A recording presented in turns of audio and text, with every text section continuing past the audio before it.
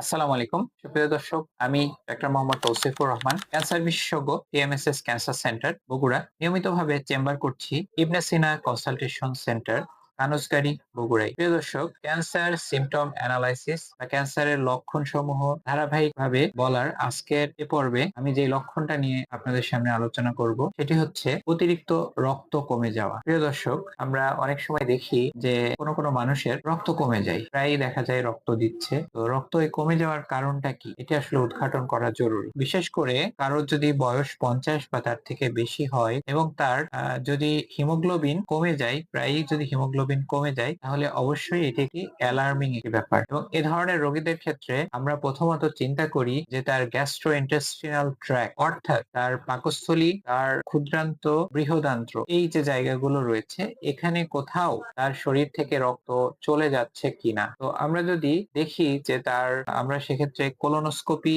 এবং এন্ডোস্কোপি পরীক্ষার মাধ্যমে আমরা দেখি যে তার শরীরের কোথাও কোনো ধরনের ক্যান্সার রয়েছে কিনা, তার শরীরের ক্ষুদ্রান্ত, বৃহদান্ত্র, রেকটাম, মলাশয়ে তার কোনো ধরনের ক্যান্সার রয়েছে কিনা এবং পাকস্থলীতে তার কোনো টিউমার বা ক্যান্সার রয়েছে কিনা। প্রিয় দর্শক, আমরা আজকে জানলাম যে ক্যান্সারের একটি অন্যতম লক্ষণ হিসেবে খুব দ্রুত রক্ত কমে যায়। তো কারো রক্ত কমে গেলেই আমরা তাকে রক্ত দেওয়াটা, এটা তার চিকিৎসা নয়, এটা অবশ্যই তাকে দিতে হবে, কিন্তু তাকে আগে ইভ্যালুয়েট করতে হবে কেন তার রক্তটা কমে যাচ্ছে। তো প্রিয় দর্শক, আমরা আজকে জানলাম যে রক্ত কমে যাওয়া, অস্বাভাবিকভাবে রক্ত কমে যাওয়া, এটি অনেকগুলো ক্যান্সারের লক্ষণ হিসেবে প্রকাশ পেতে পারে। তো যা আমরা জানলাম, আসুন আমরা নিজে সচেতন হই, পরিবার এবং সমাজকে সচেতন করি। আমার আপনার সকলের ঐকান্তিক প্রচেষ্টায় দূর হোক ক্যান্সার চিকিৎসার সকল অন্তরায়। সবাই ভালো থাকবেন, অসংখ্য ধন্যবাদ। আসসালামু আলাইকুম।